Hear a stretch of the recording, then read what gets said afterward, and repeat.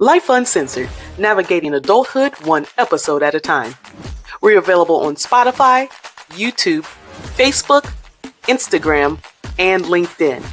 You can also check us out on our website, life-uncensored.com. Come on over and see what you've been missing. Welcome back, everybody. It's your girl, Amanda Lockhart Davis, with Life Uncensored, navigating adulthood one episode at a time. And today we have a special guest, longtime friend of Life Uncensored, Miss Tarina Taylor of the Payments Connoisseur. And we are going to be talking about what payment processors don't want to tell you. So, I just want to make sure that you guys are tuned in and turned up, especially my small and medium-sized business owners.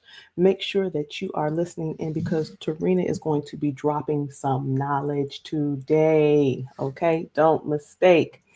All right, let me tell you a little bit about Miss Tarina for those of you who are just joining and have not had the pleasure of hearing of her expertise. Miss Tarina is a small business consultant and credit card processing expert specializing in merchant services. Tarina is dedicated to supporting local businesses and fostering growth within the community.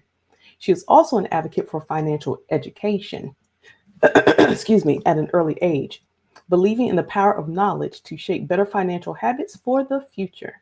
She encourages and supports minority entrepreneurs to take control of their finances and achieve their business goals. Through Tarina's consultancy, businesses gain access to tailored payment processing solutions, invaluable insights, and a strategic partnership aimed at maximizing efficiency and profitability. So, welcome to the stage, friend of the show, friend of mine, Miss Tarina Taylor. Hey, Hey, Tarina, thank you so much for joining again.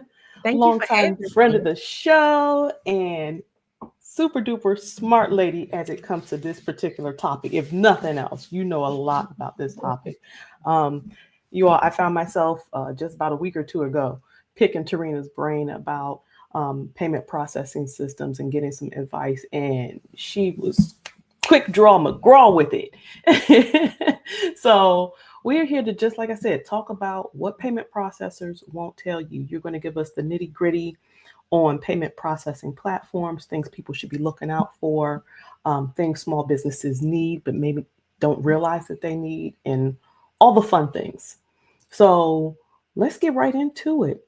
Yes, ma'am. Um, let's start with the first things first. What prompted you? What inspired you to start the Payments Connoisseur? It pretty much started in 2021 when coming back to work a little bit, trickling in from the pandemic. And I have a salon. Me and my mom, we co-own a salon together. And so as we were coming back in, I was like, I need to start taking some contactless payments because at that time that was hot and popular, right? Taking contactless payments. Wasn't nobody really trying to pay with cash because wasn't nobody trying to touch each other and transmit all that. Mm-hmm. I decided, like most business owners, Google it. What should I get? And the best option that Googled at the top was for small businesses was Square. So, they send you the little card reader. You plug it up to your phone. I had an Android. You plug it up, you swipe cards, good to go. So, me being me, I like to always know a little bit more than the average person. So, I start looking at something and I noticed that if somebody stored their card in my system, the fees were higher as to opposed to if somebody swiped their card on my credit card swiper.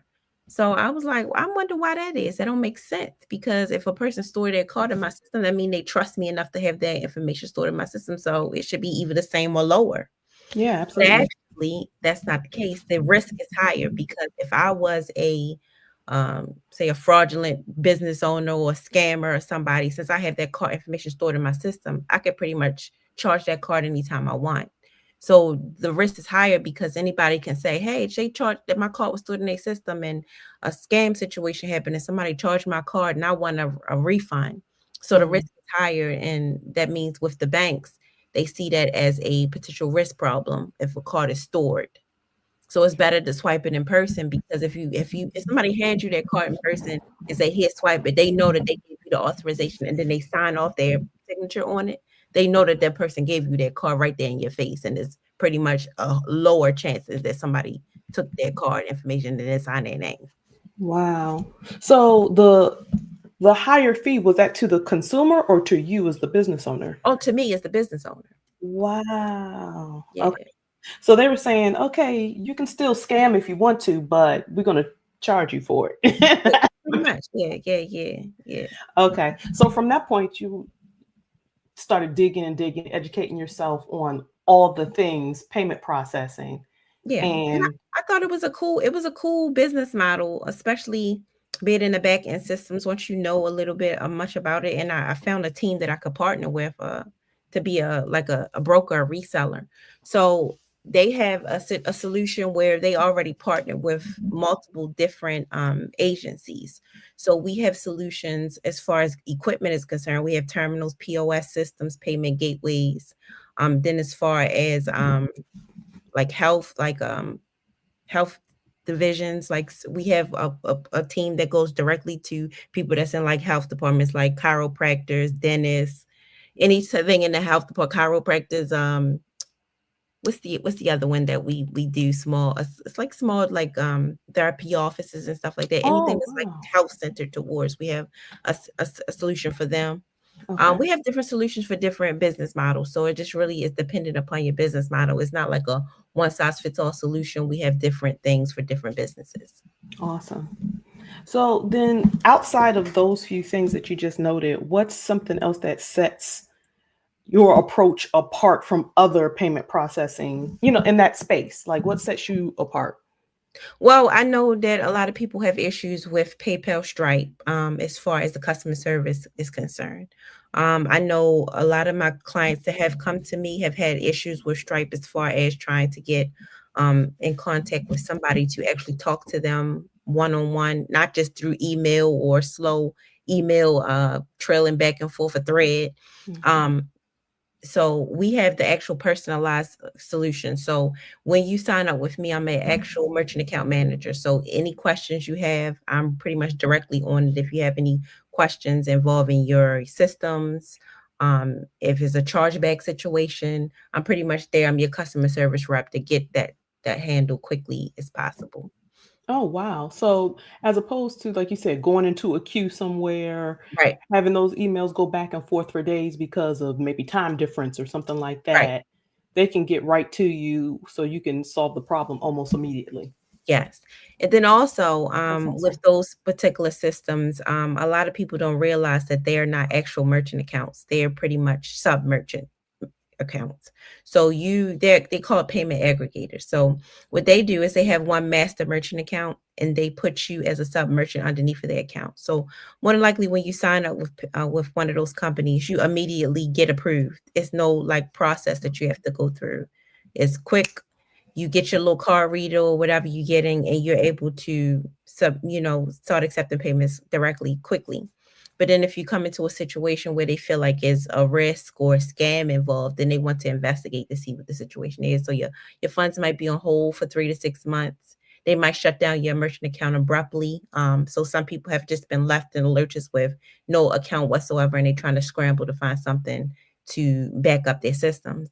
So we do underwriting up front. So the process may be a little longer. I'm going through that right now with a client who is kind of being very impatient with waiting, but we make sure y'all your paperwork is right. You are who you say you are.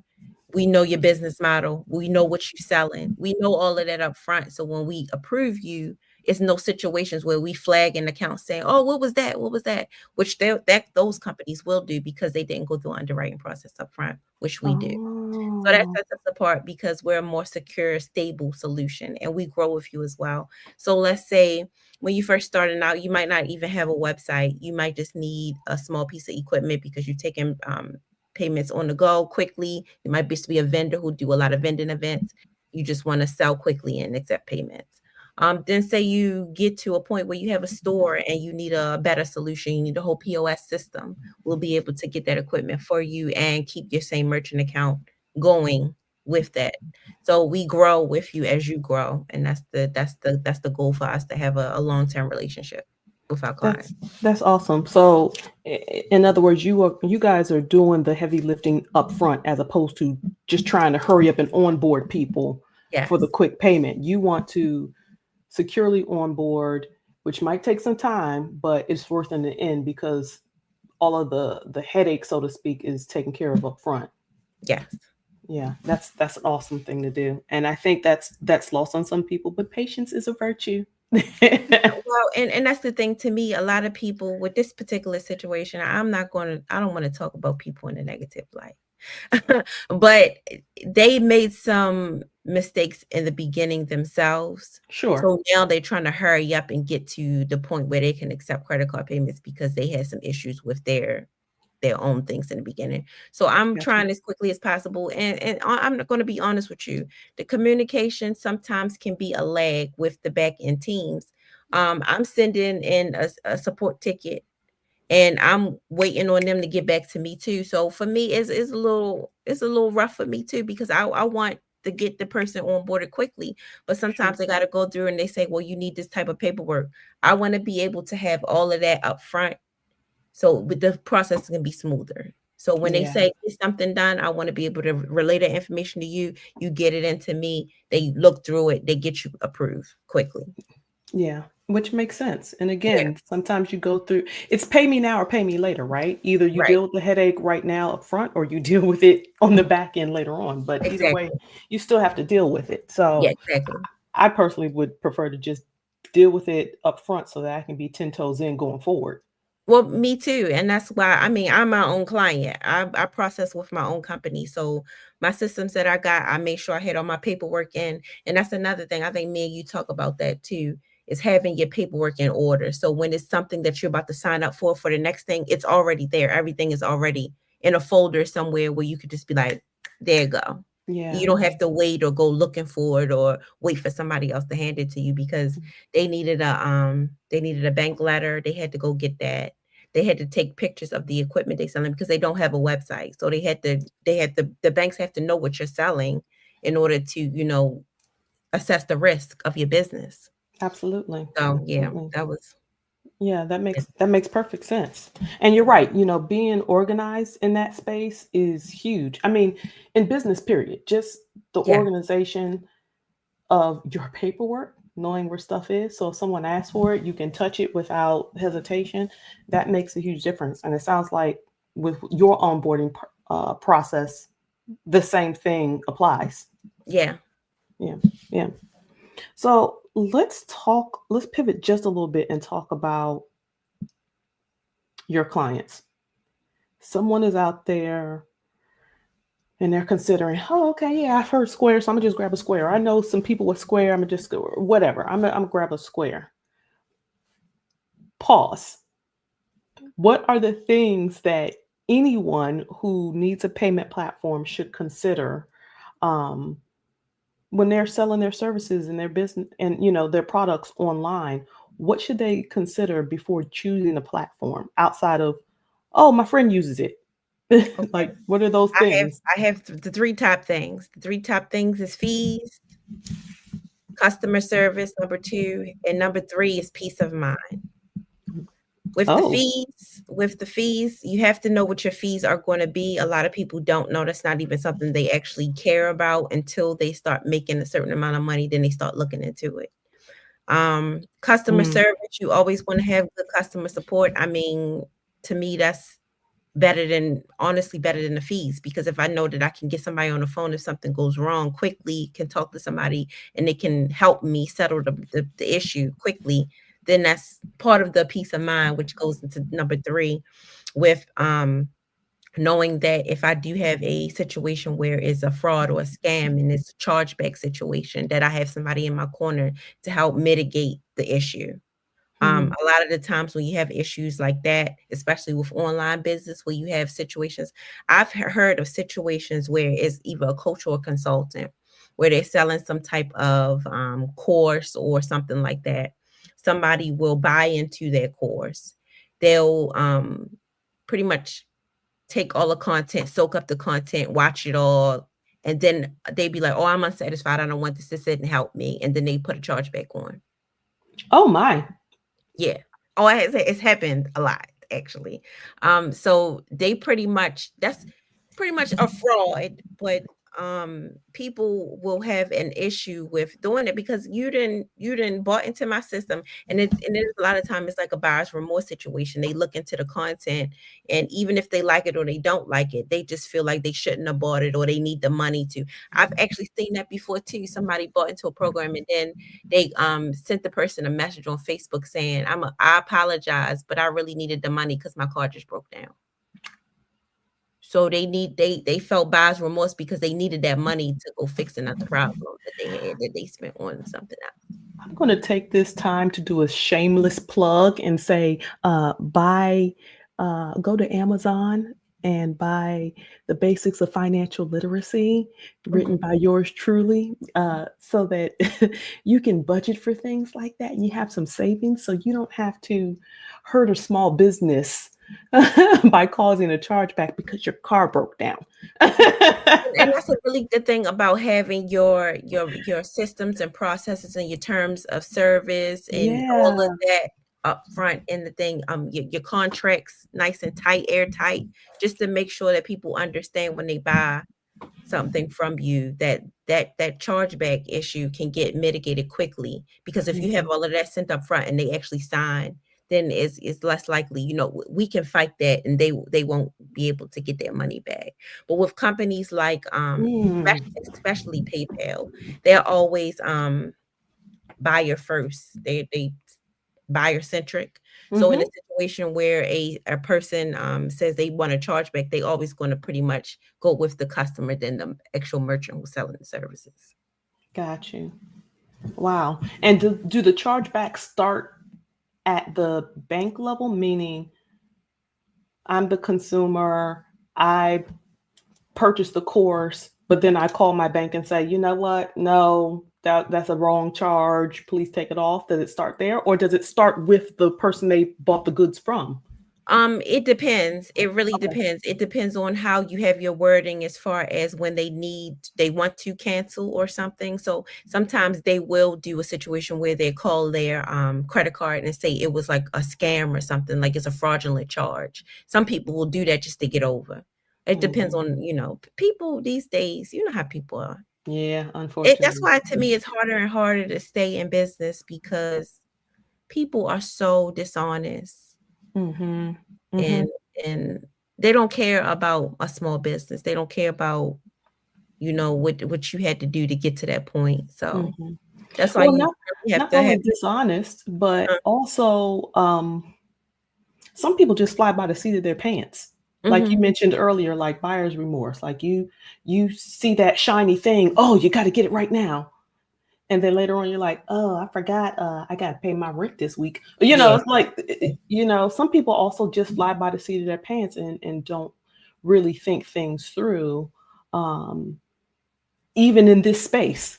yeah, There is no prejudice when it comes to that sort of thing. Some people just hit the button without thinking, and then later on it's like, oh, maybe I should have done that, or maybe I should have did this instead of that. And it's like you said, it's a trickle down effect at the end of the day, it because then it it is. affects that small medium sized business owner who that might have been the one sale that got them over the top for a goal, or something that they needed on their side. Yeah, That's their bread and butter. yeah.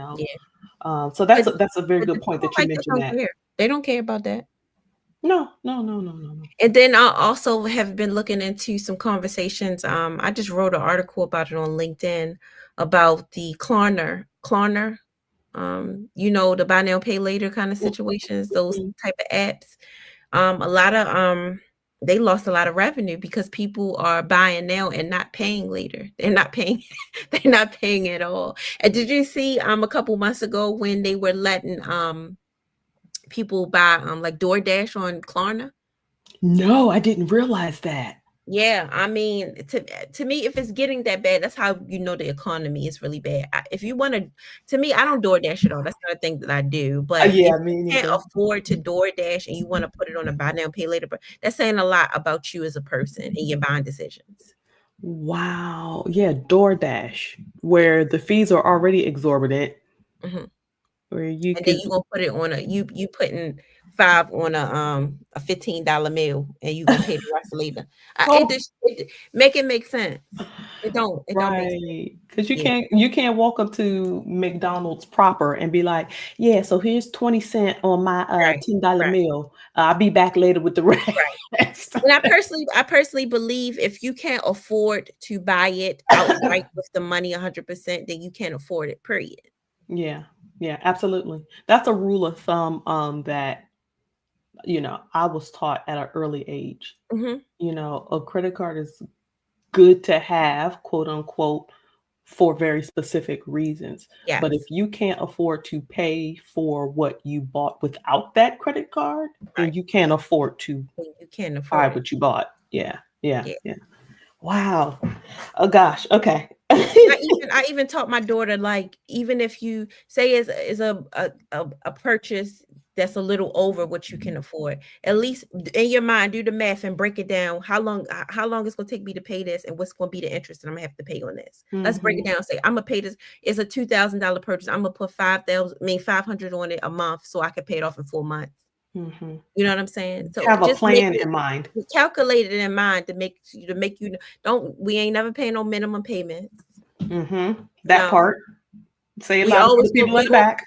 we gonna try to pay more than, even if we say we're gonna pay 500. If we got a little extra and we could put 6 on it instead, put that Hmm. 6 on it instead to get rid of it quickly. We Hmm. trying to get that debt out of here. We don't want that debt. Exactly. We don't want it sitting. Because every little bit helps. And I've been preaching that a lot lately. Mhm. Every drop in the bucket eventually fills the bucket. That's what I've Yep. been saying a lot lately. Yep.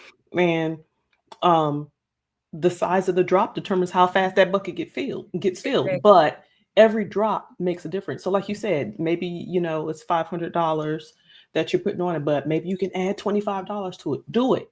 Don't Right. say, "Oh, I got this extra 25." No, put it towards that thing that you Put it know towards and that get it debt. off your plate. Yeah.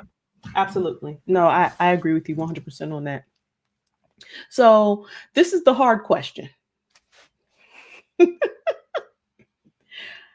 What are the top, and I use the word top loosely, what are the top payment platforms that you recommend and why do you think they stand out from the rest? Um, of course I'm gonna go with myself. I'm the top. That part. Um, if I did have to go with any of the three, I know Stripe is built into a lot of platforms already. They already have Stripe as their payment processor in the back end. Hmm. So with a lot of like softwares and everything, if you're using some of those softwares to take on payments, like I know a lot of people with Instagram and TikTok, they use the Stand Store. The Mhm. Stand Store already has Stripe integrated within their system as their payment processing option. So a lot of times you can't do a third party integration with those. So I mean, Stripe is going to be the go-to with a lot of online businesses. But I'm telling y'all now, y'all probably gonna come into some issues if you're doing an online business. It might not happen now, but it probably will happen later. I'm not wishing anything bad on people, but a lot of times with coaches and consultants in that space, with Stripe as a payment processing platform, you're gonna come into some issues. What are some of those issues? What can you give us some examples? Yeah, what I was talking about earlier, how they'll Okay. hold funds. Okay. I've heard of held funds for 3 to 4 months, some up to 6 months. And then they'll shut you down abruptly without any kind of like, well, we shut you down because you went against our terms of service. So they Mm, done with you. mm, mm, One of my prior clients, they got shut down because they were selling something. They have a store, it's an international store. They were selling something from their home country inside their store, but it was an online. Was selling it online, mm. but the Stripe was saying that it was against their terms of service because it was something that was prescribed. It was like a prescription drug. It's actually not a prescription drug in their home country, but I guess here that was against their terms of service. So they shut their account down because it Wow. was against their terms of service. Wow. So in their country wasn't considered an RX, but here it is. Oh, wow. And But they here, had I a don't brick and even know if mortar business? they have a brick and mortar business, but they also sell online as well. They Gotcha. have an online store too as well. Gotcha. Right, like a CVS. A CVS is brick and mortar, but Yeah, right, there's an right. online I where you mean, can most purchase people that. have an online platform. Even if Yeah, you have a brick and mortar, you have a place where people can buy online as well. absolutely. Yeah. Absolutely. Okay. Okay, so Stripe is would you say another one? Um, Stripe is pretty much the go-to. Mhm. They just integrate it into a lot of systems, so Yeah. it's really difficult to get away from a lot of those things because, like I said, a lot of the softwares don't allow you to do a third-party integration. I know even with Shopify, if you have a store on Shopify, they'll penalize you if you try to use your own payment processor in the back end. Like they give you, they add on an extra 1% fee if you want to do a third party integration. So most Shopify platforms, Wow. Shopify has their own payment processor in their back end. Mhm. And usually, if somebody trying to do a third party, it's either going to be with Authorized.net or NMI, and they're two different payment gateways. They're the most popular two payment gateways. And if you do want to add one of those as your payment gateway to accept payments, they will Shopify will add on a 1% fee on top of what you're already paying um, Wow. to pretty much deter you from using a third party. So you'll use them and stick with them. Got you. I mean, and that's a way to stay in business. I get it. But it's one of those things, like you said, if you're not reading the fine print, you'll miss. And it could come back to burn you in some form or fashion. Yeah. Well, I Okay. mean, I've never heard anybody complain about Shopify. Me personally, I've Okay. never heard of anybody Gotcha. complaining about Shopify payments. Gotcha. Never Gotcha. heard any complaints about it. So So I'm not going to knock them. I mean, listen, don't hate the player, hate the game. So all right, so those are ones that you recommend. What about, let's just be straight up. What about the PayPals of the world, the Square, what else is it? It's another one too. It's going to come to me. But like, what about those? Talk about those a little bit and where you feel like there's a disconnect from consumer to merchant. Okay, as far as PayPal is concerned, it's good for the consumer. It's not good for the merchant. PayPal fees are pretty much the highest fees ever. I think they charging 3.9 at this point or more. Is it Dang. three? It's 3.9, and I think in some cases it's like 4 point something. And what I do see with PayPal too is a lot of nonprofits and people that accept donations use PayPal, which is Mm, bad because they've taken a lot of the money out of the donation. mhm, Um, mhm, PayPal, I would really 100% as a business owner, I would 100% avoid taking PayPal. mhm, I know a lot of people use it. Like I said, as far as the consumer side, we use PayPal as a like a protection in between our credit card and the merchants that we buy from. But as far as a business owner, it's horrible for us. and Um, see, as a consumer, I ever since, and I can't remember how many years ago it was now, but I'm one of those people that once you burn me, you don't never have to worry about me again. And Facts. and when that huge breach happened years ago with PayPal and all those people, and a lot of them, a whole lot of them were never made whole, where they Mhm, lost a lot of money. The mhm. consumers, I won't touch PayPal with a 10-foot pole. And if I find myself in a position where it's like, oh well, this is the only way you can pay us, then thank you and no thank you. Goodbye. Exactly. Appreciate you Exactly. though. I have Yeah, to find what I need somewhere else or something. exactly. Me too. So to your point though, I think that kind of catapulted the way that what their model is now, that the consumer, gets whatever they want basically, Mhm. and the merchant pays for it. And then it's really PayPal's really popular in other countries too. Yeah, absolutely. Mhm. Absolutely. Yeah. Because it's that easy connector in between, Right. Yeah, so that yeah. Yeah. Another one that I would recommend that business owners avoid, and I know for our businesses in the inner city, this is going to be hard to hear, but Cash App. Thank you. Say it louder. Oh my gosh. Now Cash App is owned by Square. Square and Cash App is owned by Block Inc. That's the name of the company that they own. They recently came into some issues as well. I posted that a couple weeks ago. um they had some a racist situation where somebody was getting crowdfunded from one of their platforms, and they pretty much said, no, that wasn't us, that we don't back that platform. But they actually did back a platform where a lady who called a little boy a racist slur. She was asking for money to protect her family after she did what she did, and she raised over, I think the last time I checked, it was $750,000. Jeez, Lulu. And she needed protection for her family for calling a little boy a racist slur, Mm, which was mm, crazy. Yeah. What am I doing wrong? What am Yeah, I that's doing what wrong? I I'm can saying. just get What am I randomly doing get wrong? seven Because hundred fifty because thousand dollars from strangers. strangers protecting this lady from Mhm, doing something as horrible as what she did. And mhm, yeah, it's just crazy. That's mhm. but But they that's were a lot saying of that the they weren't affiliated, but they really they said were. they weren't affiliated, but they were affiliated.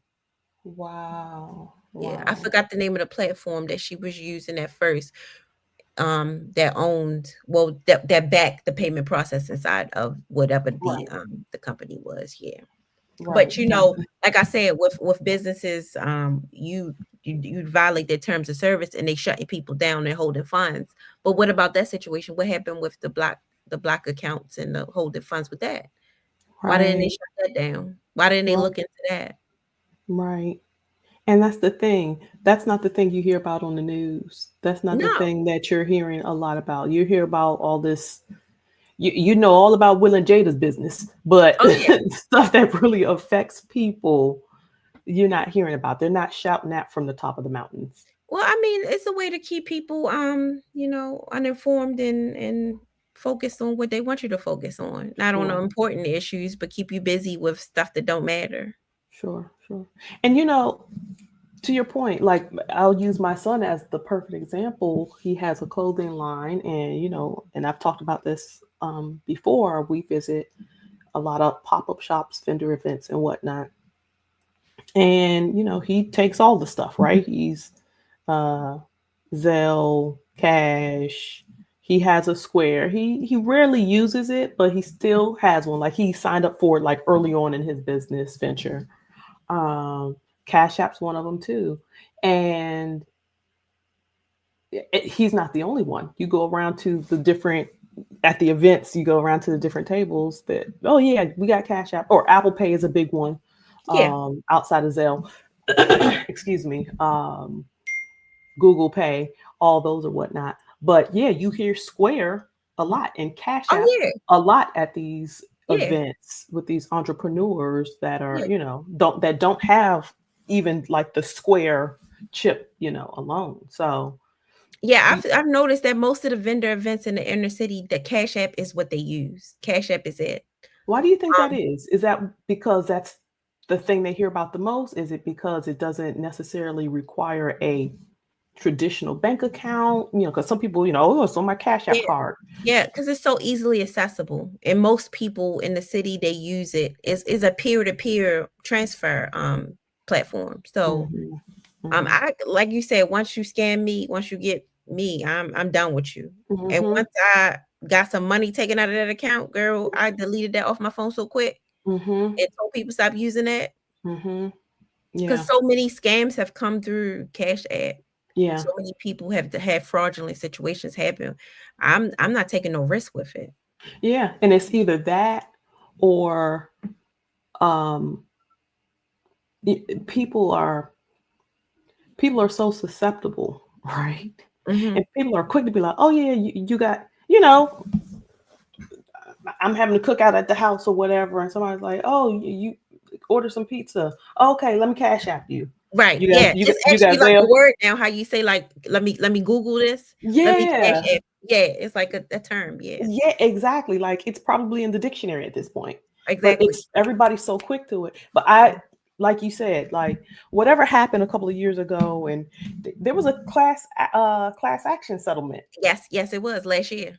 Was it last year? Or yeah, yeah, because it's Yeah, it was 2025. last year. Yeah, Mm-hmm. and you get the emails about the stuff, and I'm like, now, thank God I wasn't directly affected, but okay, but what about next time? Mm-hmm. And don't get me wrong, these scammers are smart. They gonna figure out. Oh They yeah. always figure out a way around all the protections in the world. They always figure it out. But the bottom line is, if something, listen, I don't know about everybody else out there, but I miss $50, $100. Oh Like, I yeah. pay attention to what's coming out of I my sure do. accounts. I write down every purchase I make, and every transaction that comes across my credit card will Hmm. see a spreadsheet. And if it look exactly, and if it look funky, and I'm an accountant, so I can't help it. Like, it's in me, Right. it's innate in me. Mm-hmm. So if something don't look right, I'm questioning some stuff, like, and Mm-hmm. heavily. I'm relentless in that way, but not everybody's doing that. And then you look up and you're like, okay, it's time for me to pay my car note, and you realize why my money ain't there for a car note. It's been gone 2 weeks because something happened. And with Zelle, I will take Zelle, but it's only for people that I know, like, and trust. Absolutely. And they done deleted the Zelle app. Like, the app is no longer available. They got rid of Hmm. it in the Mm. stores because most Zelle is attached to most banks now. So Yes. it's also a peer-to-peer transfer, but it's coming directly from one bank to another bank. But Right. that's why they have on there, once before you hit that send, they have, make sure that this person, this person, make sure this person, Exactly. you not ain't nobody call you and say send some money. They have to put all those disclaimers in now because there's so many scams going on Yep. that you Yep. have to verify that the person's actually sending money to a legitimate person or somebody that they know. Yep. And you're right. And they give like extra. It ain't just one time they ask you. They ask Yeah, you they two keep and three asking you. It's times. like, yeah, it's like a two-factor authentication at this point because you got to Hmm. make sure you're not sending this money to a person who called you off the phone and say, "Hey, grandma, I need some money real quick. They kidnapped me, or I got into an accident." Because they doing that so much with the elderly now. There's so Yes. many scams with the elderly, and they just taking a lot of people's money. Yeah, absolutely. Yeah. So to that effect, we just talked about Cash App. We just talked about Zelle. What about Venmo? What are your thoughts on Venmo? Honestly, I can't really say anything much about Venmo. I do not know enough about Venmo to talk Gotcha. about it. I personally do not use Venmo. I've heard people using it, but like when people ask me if you take Venmo, no. You take Cash App, no. I just say you can Zelle me if I know you. I'll say you can Zelle me, or you got to give me cash, or you got to swipe your credit card. Like the only Mhm. options I have available. And to me, people respect it as a business owner. I've never heard anybody say, "Well, I'm not going to do this because you don't take." Cash App. It's, You don't take it's so Cash App. many What? other ways to accept payments now that Yeah. people are not going to be turning their nose up because you don't accept Cash App. Like, Yeah. Well, and yeah, I because wouldn't want them as a client if they the only thing they want to pay. Oh, I want to pay you in Cash App. To me, that sounds a little fraudulent right there to me. Like, you can't pay that's no other all way. you You got. just yeah, like, yeah, no, I'm good. You can go ahead, like, But you're because it right might not though. come through. It might be a scam, and then No, you're I right. gotta pay for it. And then you sitting there looking dumb and like and can't. Mhm, Yeah. No, I agree with you 100%. And mhm, like you said, payments. There's so many different ways nowadays to make payments. mhm. We have come a long way as a A society in long terms way, of that a because I mean long it's way. like now it's no different in my opinion. Everybody might not agree, but it's no different than somebody who says no, we don't take check. Right. That is no longer a taboo statement. No, It's we don't not. take checks. Mm-mm. So to me, it's the same thing. It's the same thing. But like you, I don't use Venmo. I don't have any experience with Venmo. Um, I know my brother uses it. He has a driving service, and he's got clients that pay him via Venmo in other ways. And I've never heard anything like you said, bad about Venmo or any issues. I've never heard it much about Venmo. Yeah, yeah. So I listen. We'll knock on wood on that one and hope it stays that way. Yeah, That's a safe platform to yeah. continue to use. Um, let's talk about pitfalls really quickly, because there's pitfalls that businesses face. What do you think some of them are, and how can they be avoided? These pitfalls in terms of managing their payment systems. Small companies, large companies, like. Um, Pitfalls. Hmm. Like I said, just make sure you know how much your fees are with your credit card transactions.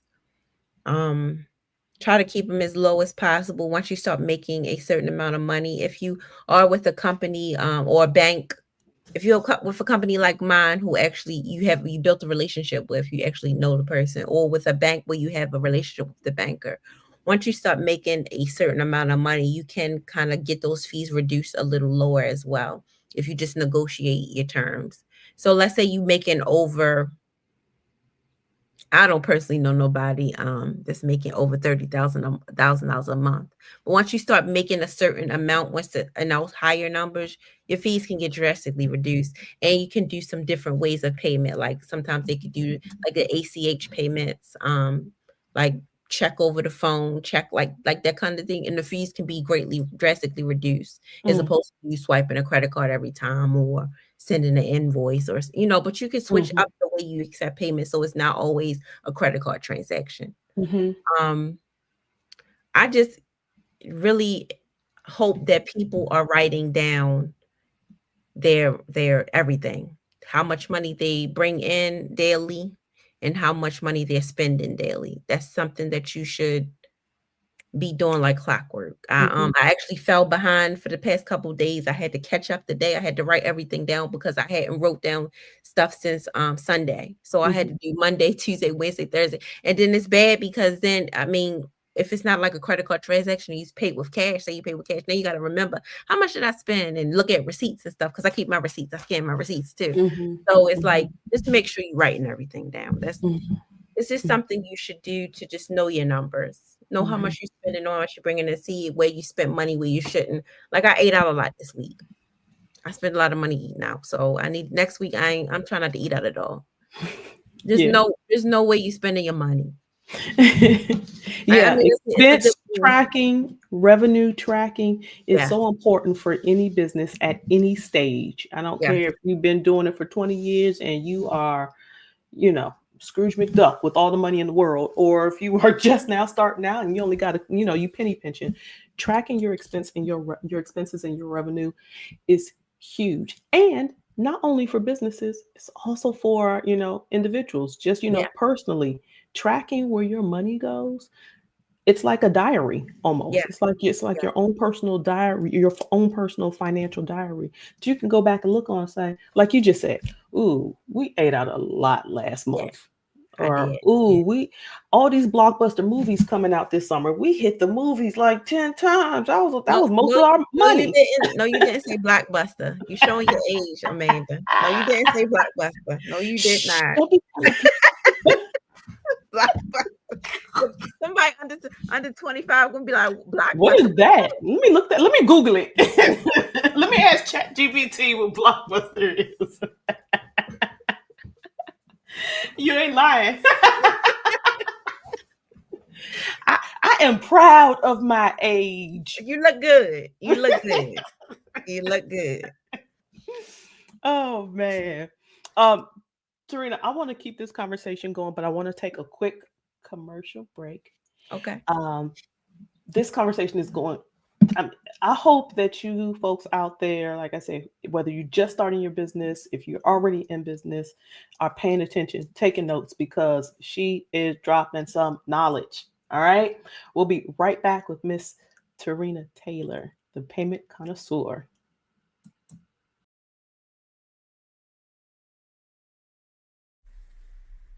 Take charge of your financial future with our interactive workbooks, The Basics of Financial Literacy, A Healthy Money Mindset, and The Basics of Financial Literacy, A Healthy Money Mindset for Teens and Young Adults. Now available on Amazon. Dive into practical exercises and start building a solid financial foundation today. I'm Amanda Lockhart Davis, founder of Jax Consulting Services, bringing over 25 years of industry experience to our multifaceted consulting firm. With a passion for strategic problem solving and unmatched customer service, we have crafted the firm to offer a wide range of consulting services. From financial management and strategic planning to educational workshops and specialized notarization services. Jax Consulting Services is dedicated to supporting the diverse needs of our clients. Leveraging extensive experience across various sectors, we stand ready to guide your business toward success. That's Jax Consulting Services. Visit us on the web at www.jax-consulting.com.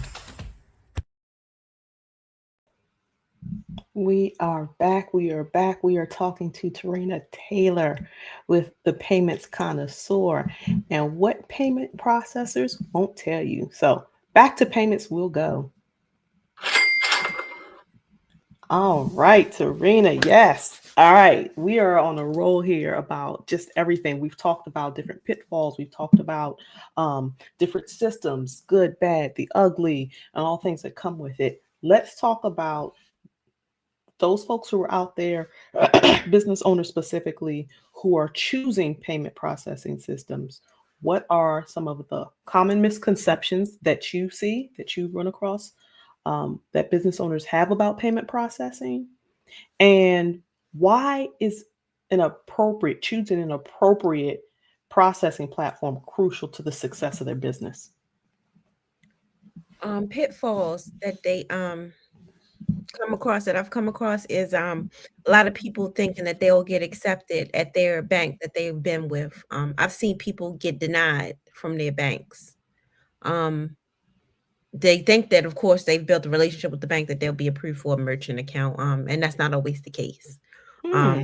So that's one thing. If you are denied, you should come see me.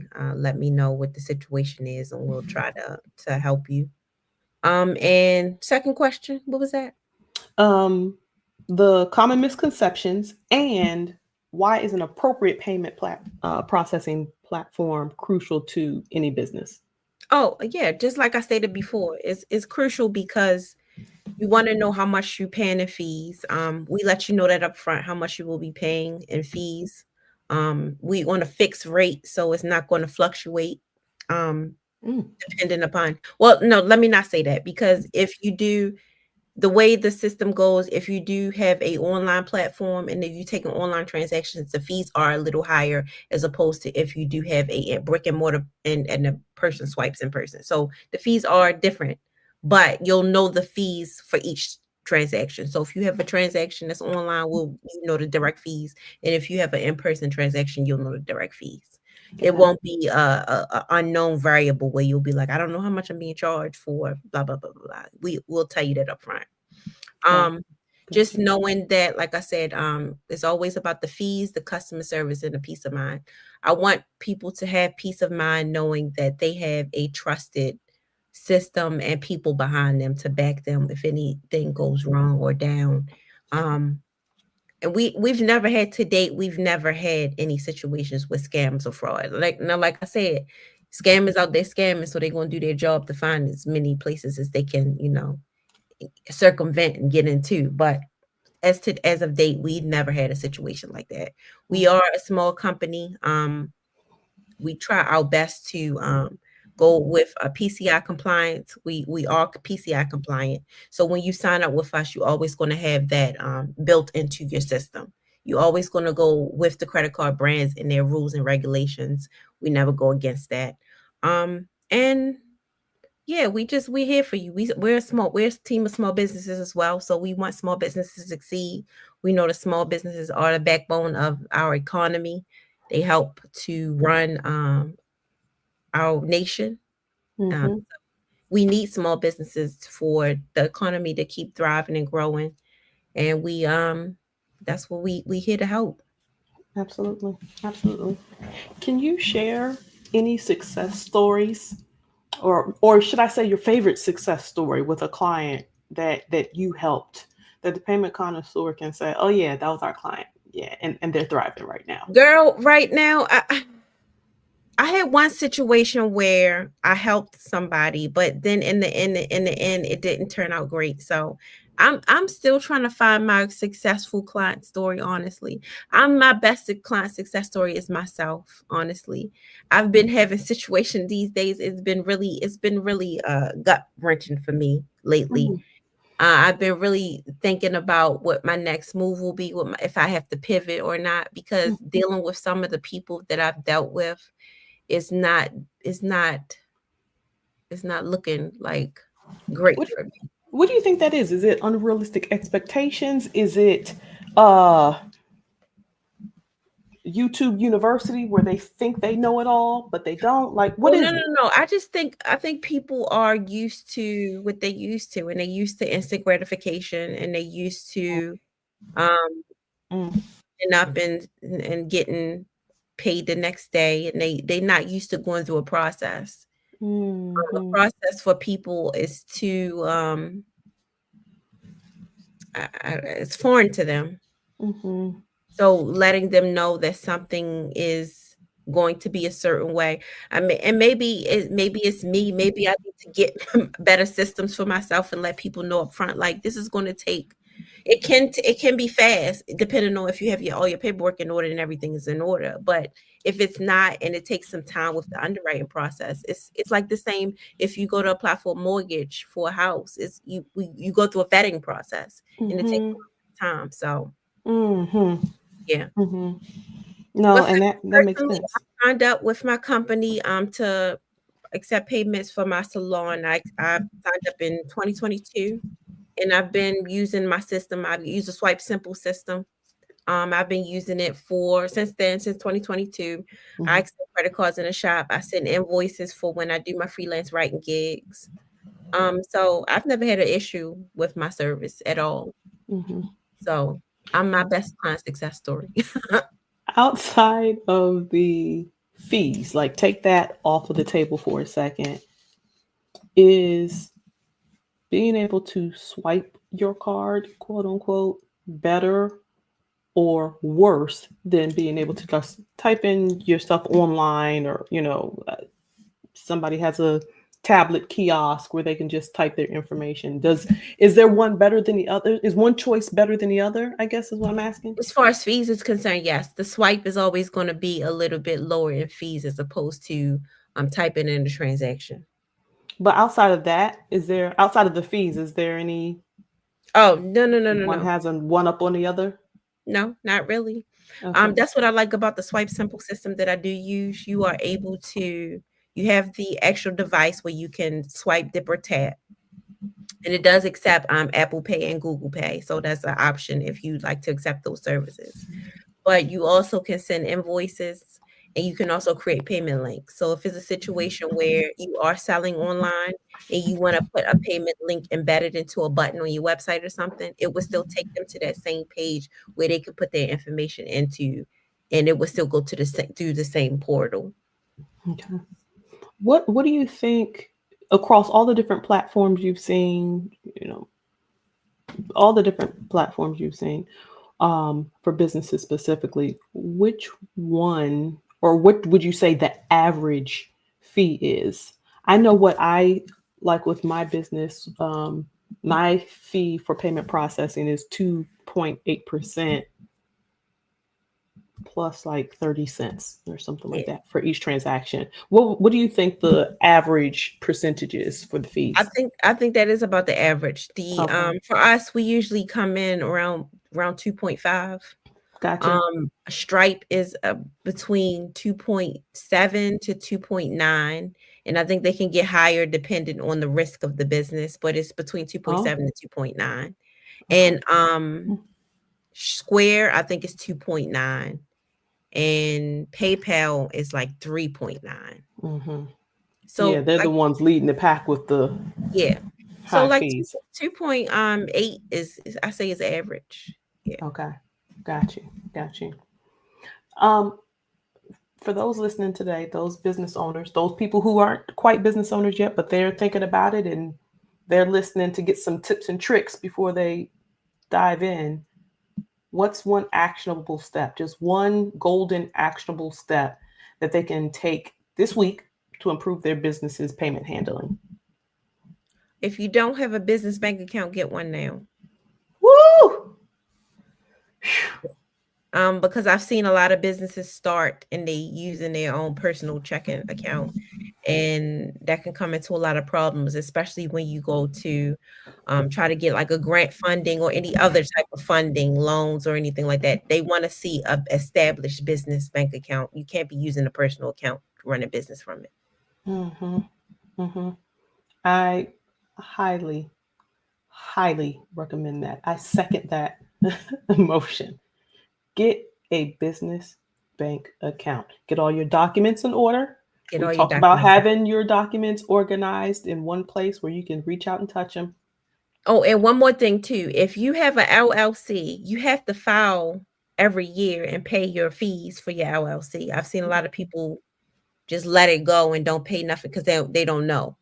You start the LLC and then they don't know that you're supposed to go every year and renew pretty much. Um, Hmm. so make sure you keep your business compliant and up to, in good standing, because like I said, I've seen a lot of people let it fall behind. What's that? The state commission? What's it called? Um, SCC, State uh, Corporation taxation Commission, or and something something, like that. yeah, something like that. I don't know. I don't Hmm. know. But I Yeah. know I file every year. I've been filing Yeah. every year since 2021. Yeah. No, Yeah. but no, that's a good point, and that's one of those things that goes to something we talked about in the past. Was one thing you wish you knew that you know now and you learned the hard way. That's one of those Hmm. things people don't realize. They think once they get set up, that's it. That Yeah. one and done. No, you gotta go out there, and the fee is nominal. It's like $50. Oh, it's Um. $50 in Virginia, baby. Oh. Oh. Sorry. Sorry, Not in y'all. Maryland. Sorry, y'all. I apologize. What is it in Maryland? Maryland gotta rub you. 350. Son of a biscuit eater. Mm-hmm. 350 a year. Okay. Mm-hmm. Sorry, Marylanders. I used to be a Marylander. But Hey, find out what it is for your state, your find out what it county. is. Find out what it is and make sure you stay compliant. Because Stay again, compliant. Yeah. once you have that, don't be like, oh, I set up my LLC 2 years ago, but I didn't really do nothing with business. But Right, now I'm about to go get a bank account. They're gonna look at you right, sideways. right. Make Exactly. sure all your stuff Make is sure all your in stuff is order. good. Yeah. So Yeah. between having your business bank account, making sure your LLC is in good standing, and making sure you write down all your profit and your loss. To me, that's like one of the biggest three things I can say that you need to Hmm. stay up on. Those are the titans. Absolutely. Yeah, when you running a business, even if you're making a little bit of money, just make sure all those things is Yeah. airtight. And I'm going to speak for all those tax accountants out there, those CPAs out there. When you have all of that in order, it makes life so much easier for your tax accountant come tax time. That when they say, okay, let's see what your expenses are, and you're not scrambling, let's see what your revenue was, and you're not scrambling, and it's April the 14th. Right. We Last got minute. I know we them got some last friends. minute. We got some friends out there that do that last minute Sally type stuff. Listen, having all that stuff in order not only helps you, saves you time, energy, anxiety, stress. It also helps your tax account, whoever's doing your taxes. Being able to just you hand them over the information in clear, concise documentation, and they can just roll, which helps you a lot. So I agree with that. Yep. Um, we got a question from a YouTube watcher, Songs of C2. When will we see the two of you ladies at a workshop? We working on it. Don't you worry. We A working on some things. workshops. We working on a couple things. All right, Tarina. Anything else that you would like to leave our listeners with? These businesses, um, what they should know about payment processing platforms and whatnot. Anything you'd like to leave them with? Along with the things that we just mentioned about the LLC in good standing, the business bank account, and writing down everything down. Make sure that if you're doing anything with contracts, make sure your wording is airtight. Make sure you have like a lawyer behind you to look into your contracts and make sure everything is right. and understandable to the consumer who's ever signing the contract, and make sure they understand what they're signing, so they know if you do have to come across any type of litigation later on, or any type of situations after they done signed this contract, that you are protected as a business owner. Hmm. That is so important. There are a lot of places, states, counties that have pro bono lawyers where you can take it into them, take your contracts into them, ask them to review it, for free, and they will do that, give you the do's and don'ts, yeses and nos on what's in your current contract or agreement. um there's folks, if you already have, like myself, I have Legal Shield. I can reach out to them anytime, and it's part of my plan, my business plan. I'm like, hey, I just drew up an agreement, I need your eyes on it, and they will look at it and they'll redline it, or they'll tell me what I missed or whatever. So that's a very great piece of advice, Tarina. That's a great piece of advice.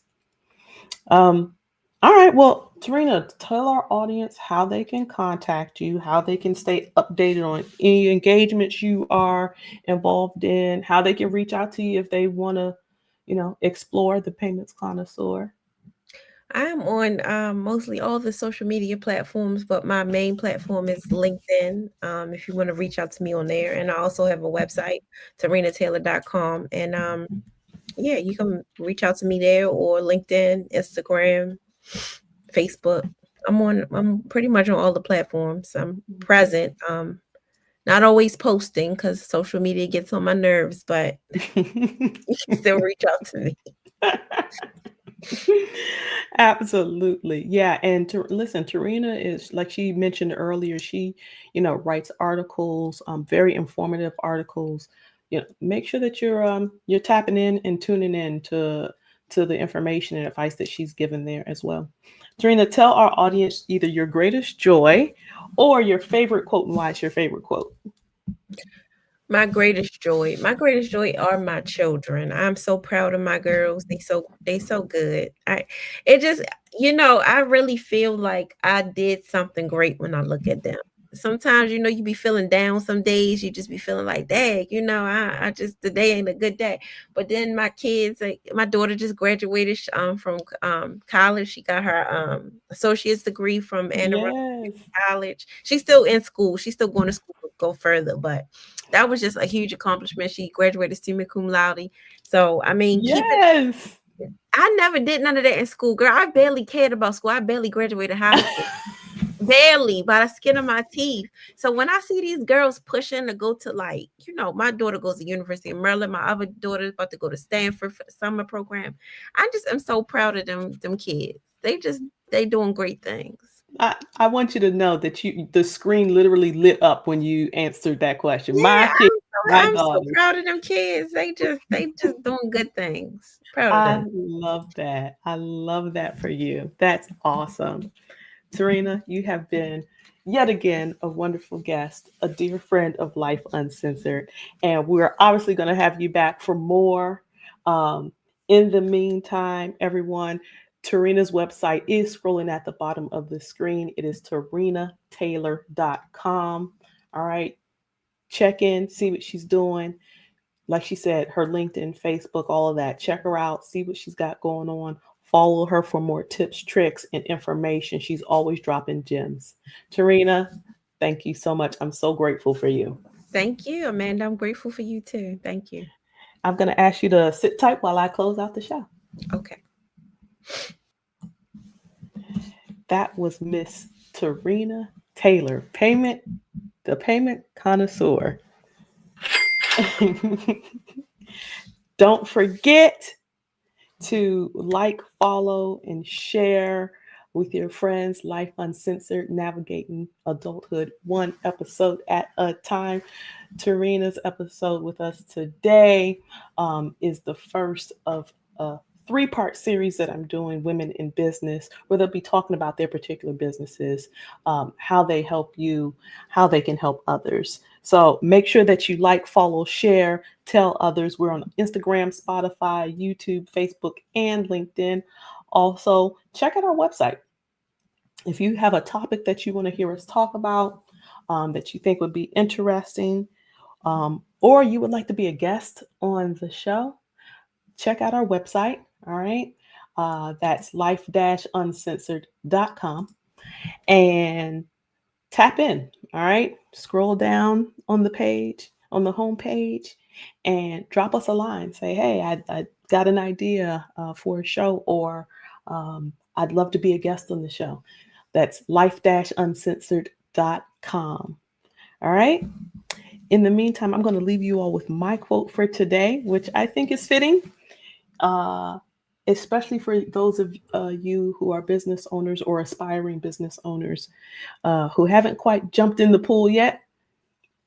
The quote comes from Mr. Walt Disney. I think that name might be familiar to at least some of you. And the quote is, "The way to get started is to quit talking and begin doing." That's from Mr. Walt Disney. All right, everyone. I want you all to have a great evening. Thank you for tuning in. Thank you for listening. Thank you to all of my followers and all of my supporters. All right. Stay hydrated, stay well, and do something kind for someone. You never know. You might change the world. Until next time. Reminder that if you want to be exceptional, you're going to be different from everyone else. That's what makes you exceptional. You can't fit in and also be exceptional. Both have discomfort. When you fit in, you have internal conflict because you're not being 100% you. When you're exceptional, you have external conflict because everyone sees you as different. Pick one.